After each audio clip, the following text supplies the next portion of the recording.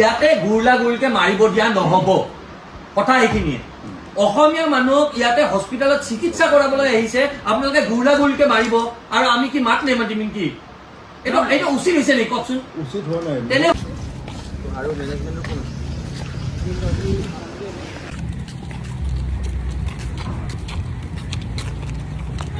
Emergency patient আহে আপোনালোকে কোনে চাই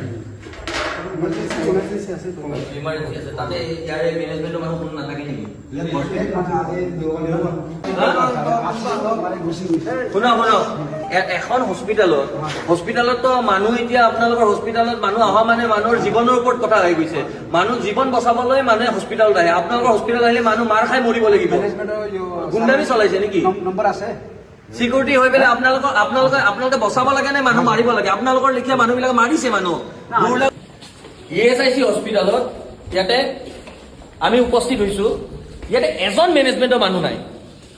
পলাই পট্টম দিছে সকলো পলাই পট্টম দিছে এজন মেনেজমেণ্টৰ মানুহ আমি প্ৰায় 15 মিনিট ধৰি ইফালৰ পৰা সিফালে ঘূৰাই আছো তেওঁলোকৰ সিকিউৰিটি ইনচাৰ্জে আমাক ইফালৰ পৰা ইফালে লৈ যাই আছে কিন্তু এজন মানুহৰ লগত সাক্ষাৎ কৰাই দিব পৰা নাই এয়ে হ'ল নেকি আমাৰ চিকিৎসা ব্যৱস্থাৰ এই ফুফুলা স্বৰূপ এইখিনিয়ে এনে কৰে আপোনালোকে কাক জনাব যদি এডমিনিষ্ট্ৰেশ্যনৰ কোনো যদি মেনেজমেণ্টৰ মানুহে নাথাকে তোমাৰ মানুহে গুৰিলা গুৰিকে মাৰিছে নাই আপোনালোকৰ মানুহে মাৰিছে নাই মাৰা এই পৰ্যন্ত আছে যোন এতিয়া আইনত সেইটো সেই হৈ আছে যিটো ঘটনা ঘটিলে অতিকৈ দুৰ্ভাগ্যজনক লাজৰ কথা আৰু চিকিৎসা ফলত মানুহ আহে মানে জীৱনটো বচাবলৈ যে মই বেমাৰত পৰিছো মই জীৱনটো বচাব লাগে মোক ডক্টৰখিনিয়ে বচাব সেইটো লৈয়ে আহে সেই মানসিকতাটো লৈ পেলাই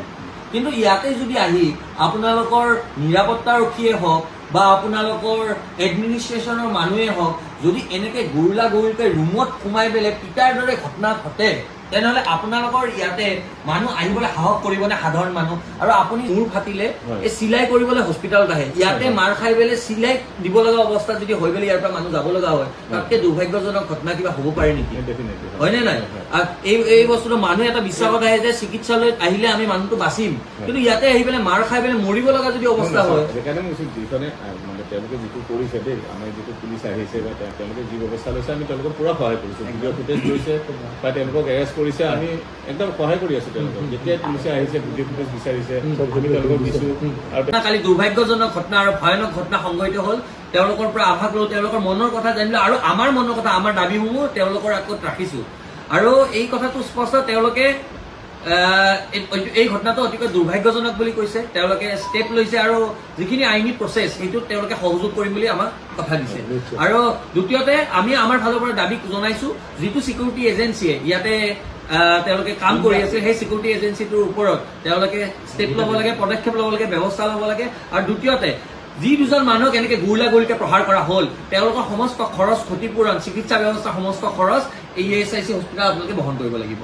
ভাষ্য অনুসৰি বা আমি সেই পৰিৱেশটো যিটো আভাসটো পালো তাৰ সেই অনুযায়ী আপোনাৰ তাতে 10ৰ পৰা 15জন মানুহ আছে বাকী 12জন মানুহ কোন আমাক সেইটো লাগে সেই ৰুমটোত যে গুৰিলা গুৰিকে মৰা হয় 3জন মানুহে মৰা নাই এইটো কথা স্পষ্ট আমি গোটেইখিনি ফুটেজ তেওঁলোকে যেনেকৈ বিচাৰিছে বশিষ্ঠ থানাৰ পৰা আহিছিলে আমি গোটেই ফুটেজবিলাক তেওঁলোকে এনকুৱাৰী কৰি যদি আৰু কাৰোবাক হেৰি কৰিব খোজে আমি গোটেই ডেফিনেটলি সহায় কৰিম আৰু এই যে গ্ৰুপ 5 নামৰ আপোনালোকৰ এজেঞ্চিটো যাৰ কাৰণে আজি এই গোটেই ঘটনাটো সংঘটিত হ'ল এওঁলোকৰ ওপৰত আপোনালোকে কেনেকুৱা ধৰণৰ কি পদক্ষেপ তেওঁলোকে আমাৰ এডমিনিষ্ট্ৰেশ্যনে কালি অলৰেডি তেওঁলোকক জনাই দিছে তেওঁলোকৰ মালিকজন যিজন ৰাজু কলিতা তেওঁ বাহিৰত আছিল গতিকে তেওঁ কৈছে অহাৰ লগে লগে আহিব গতিকে আমাৰ ডেফিনেটলি অলৰেডি আমাৰ ফালৰ পৰা এটা ডিমাণ্ড হ'ল যে গ্ৰুপ 5 গোটেই সেইটো বস্তুটো আপোনালোকে চেঞ্জ কৰক গ্ৰুপ 5 টো আপোনালোকে চেঞ্জ কৰিব 100% দিম গ্ৰুপ 5 ৰ লগত আপোনালোকে যিটো চুক্তিত সেই হৈ আছে সেই বস্তুটো বদনাম এটা হৈছে গম পাই আমি নিবিচাৰো যেতিয়া মানে এইটো ঘটনা যেতিয়া সংবাদ মাধ্যমৰ জৰিয়তে আমাৰ চবৰে হাতে হাতে আহি পৰিলে মোবাইলত মই ভাবিবলৈ টান হৈছে যে ESIC হস্পিটেলে এনেকুৱা ধৰণৰ ঘটনা সংঘটিত কৰিছে মানে সিকিউৰিটি তাতে কিবা সুধিলে বেয়া পায় কাৰোবাৰ এটা প্ৰশ্ন কৰিলে বেয়া পায় আৰে প্ৰশ্নটো মোৰ দেৰি হৈ আছে মই ৰিপৰ্টটো 9টাত পাব লাগে 9:30 বাজিছে মই প্ৰশ্ন সুধিমেই স্বাভাৱিক কথা মই প্ৰশ্ন সুধিমেই আৰু সেই প্ৰশ্নটোৰ উত্তৰটো যদি দিব নোৱাৰে ঠিক আছে কিন্তু সেই বুলি উঠাই লৈ যাই পেলাই এটা ৰুমত গুৰিলা গুৰিকে মাৰিব সেই কথাটো নহ'ব নহয় সেই বস্তুটো আমি বিচাৰিছো পোনপ্ৰথমে এই যোনজন কলিতা উপাধিৰ এই মানুহ দুজনক আপোনালোকে ক্ষতিপূৰণ দিব লাগিব ক্ষতিপূৰণ দিয়াৰ আৰু চিকিৎসা ব্যৱস্থা সমস্ত খৰচ আপোনালোকে বহন কৰিব লাগিব দ্বিতীয় কথা হ'ল যিটো এজেঞ্চিৰ পৰা এই কাজিয়াখন সংঘটিত হ'ল সেই এজেঞ্চিটোক ইয়াৰ পৰা অনতিপলমে আপোনালোকে বিদায় দিব লাগিব। এই বিদায় দিয়ক, এজেঞ্চিটোৰ লগত কথা পাতক, কাৰণ দুৰ্ভাগ্যজনক ঘটনা। যদি এজনে এইটো ঘটনা সংঘটিত কৰিলে হ'ব লগা নাছিল, গোটেই মানুহখিনি ইনভলভ হৈ গৈছে। এজেঞ্চিৰ মানুহ 3-4জনক আমি দেখা পাইছো ভিডিঅ'ত, সেইখিনি মানুহ ইনভলভ হৈ গৈছে। এইখিনি মানুহক সেই কৰক। আৰু তৃতীয় কথাটো হ'ল মানুহক এনেকে আশ্বস্ত কৰিব পৰা আপোনালোকৰ ফালৰ পৰা এনেকুৱা ধৰণৰ সেই কৰক যাতে ESIC দুৰ্ভাগ্যজনক ঘটনা এটা সংঘটিত হৈছে, সদায় এনেকুৱা ধৰণৰ ঘটনা সংঘটিত নহয়। কাৰণ এনেকুৱা এটা মেছেজ মানুহৰ ঘৰে ঘৰে গৈছে, মানুহৰ প্ৰত্যেকজন মানুহৰ তাত গৈছে যে আপোনালোকৰ তাত আহিলে মানুহে প্ৰশ্ন কৰিলে মাৰ খাব লাগিব নেকি? যে মই যদি প্ৰশ্নটো সুধো ডক্টৰ কেতিয়া আহিছে সুধো, দুবাৰ সুধিলে কিজানি মোকে লৈ পেলাই পিটন দিয়ে বুলি, আৰে এইটোতো নহব নহয়। মানুহ মানে মন খুলি যদি কথাই ক'ব নোৱাৰে ইয়াতে, আৰু ইয়াতে কিন্তু দাদাগিৰি আৰু গুণ্ডামি নচলিব। কোনোবাই যদি ভাবিছে ইয়াতে গুণ্ডামি চলিব আৰু আমি হাতে হাত ধৰি বহি থাকিম, এইটো নহব কিন্তু। हम लोग पूरी कोशिश कर रहे हैं। कल जैसे ये घटना के बारे में पता चला, मैंने तुरंत इंक्वायरी कमेटी बनाई। इंक्वायरी कमेटी में हम क्या क्या स्टेप्स लेंगे वो ऑलरेडी है।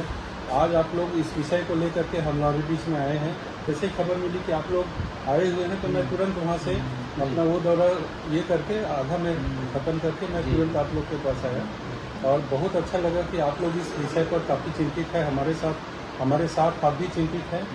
और इसको लेकर के जो आपने मुद्दे उठाए हैं वो मुद्दा हम पूरा नोट कर लिए हैं। इनका एक ही मुद्दा है, एक मेन मुद्दा है। ऐसे तो बहुत सारे मुद्दे हैं ऐसी घटना, क्योंकि ये हमारे लिए एक बहुत ख़राब बात है कि ESI में ऐसी घटना हुई है। और ऐसी घटना कभी होनी नहीं चाहिए, क्योंकि IP हमारा VIP होता है। कभी भी IP को कोई हाथ लगाने की तो बात आप दूर छोड़ दीजिए, कोई उनको ऊंची आवाज़ में बात करने का भी किसी को यहाँ पर इजाज़त नहीं है। लेकिन हमारे अथक प्रयासों के बावजूद भी ये घटना हो गई तो हमारे लिए काला दाग की तरह है। ये मैं मानता हूँ हमारे लिए बहुत बड़ा काला दाग की तरह है। हम ऐसी घटना नहीं होने देंगे, ये आपको इंश्योर करते हैं। जहाँ एजेंसी को तत्काल हटाया जाए, उसके लिए जो हमारे गवर्नमेंट की तरफ से जो कार्रवाई हो सकती है वो कार्रवाई हम करेंगे कि कैसे उसको हटाया जाए। डर करेंगे, नए सिक्योरिटी एजेंसी तय करेंगे। ये सिक्योरिटी जो एजेंसी है उसको हम लोग कोशिश करेंगे उसको ब्लैक लिस्ट करके किस तरह ये किया जाए। और सिक्योरिटी गार्ड जो हमारे बीच में जो अभी उपलब्ध हैं उन सिक्योरिटी गार्ड्स को हम लोग ट्रेनिंग की व्यवस्था करेंगे जिससे ऐसी घटनाएं ना हो। और हम लोग आप लोगों से भी हाथ जोड़ के रिक्वेस्ट कर रहे हैं कि आप भी मेरे बिहाफ में आपको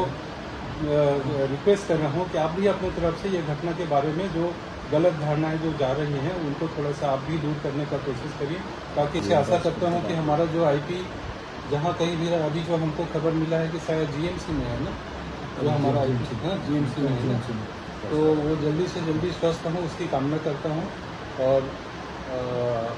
बाकी आप लोग आए और आप लोगों ने अपना ये जो दुख व्यक्त किया हमारे सामने, इसके लिए हम आपके काफ़ी आभारी हैं। और आप भी हमारे साथ जुड़े हुए हैं, इस बात ये बात जानकर काफ़ी खुशी हुई। आप इसी तरह हमको सजेस्ट करते रहिए, गाइड करते रहिए। आप लोगों का गाइडेंस, क्योंकि ये जो युवा शक्ति है इसका जो गाइडेंस है ये हमारे लिए काफ़ी अहम है। और आपका एक एक वाक्य एक एक लाइन हम लोगों ने नोट कर लिया है। जो भी आप लोग चाह रहे हैं उस दिशा में हम आगे बढ़ेंगे। ठीक है।